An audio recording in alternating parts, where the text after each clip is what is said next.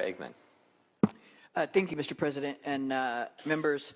I'd like to say, as a progressive, proud member of this body for the last 12 years, I'm done.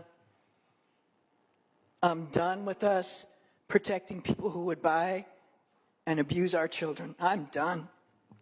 I don't want to send more black and brown men to prison. I don't want more people in prison, but I don't want people buying girls. I don't want people buying little girls anymore. And I'm tired of saying it's okay and that we have to protect the men who do it. As a mental health professional and as a social worker, I can tell you I've spent my entire career working with people who have been wounded.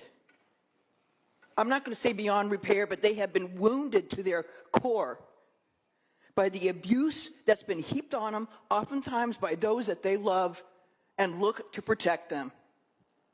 And if their parents won't do it, then by God, we should. Again, I am not arguing that we open the gates to flood our prisons with people, but I am arguing that we have a moral responsibility to say enough. Enough. We have given away enough on this area, and we've got to move back into the center, or we all look like fools and laughing stocks. And what do we stand for? I ask all of you to watch the documentary that Senator Grove was in, Senator from Kern County was just in, that talked about this very place in Sacramento where girls are being bought and sold. Men are being given a slap in the hand or a couple days, and then they're back out again, and they do the same thing. They get caught over and over and over again, and somehow that's okay. It's not okay.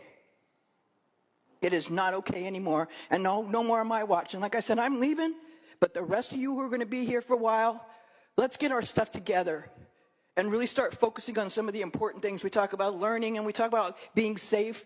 This is like at the core of it. And a lot of these kids can be throwaway kids. They're poor kids. They're kids of color.